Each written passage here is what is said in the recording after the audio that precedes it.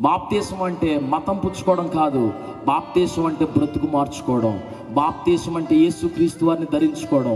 ఈ బాప్తీసం అంటే యేసు ప్రభువారిని నా దేవుడిగా అంగీకరించానని బహిరంగ సాక్ష్యంగా తెలియచేయడం. దేవుని బిడ్డలారా, అలాగ కనుక నువ్వు ఉండగలిగితే ఒక రోజున నేడో రేపో నా ప్రభు అయిన యేసు మధ్యాకాశంలోకి రాబోతున్నాడు.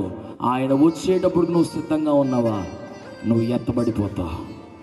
ఒకవేళ ఆయన వచ్చేటప్పుడు నువ్వు సిద్ధంగా లేవా? ఎంత ప్రేమమయుడైనటువంటి దేవుణ్ణి నువ్వు దూరం చేసుకున్నావా? దుష్టుడైన సాతాను నిన్ను విడిచిపెట్టడం, భయంకరంగా నరకంలోనికి ఈడ్చుకుని వెళ్ళిపోతాడు.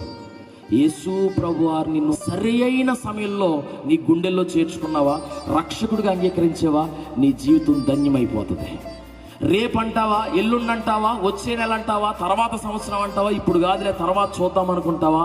లేదు, ఇలాంటి అవకాశం మరలా రాకపోవచ్చు. నేడే యేసుని గుండెల్లో చేర్చుకో. నీ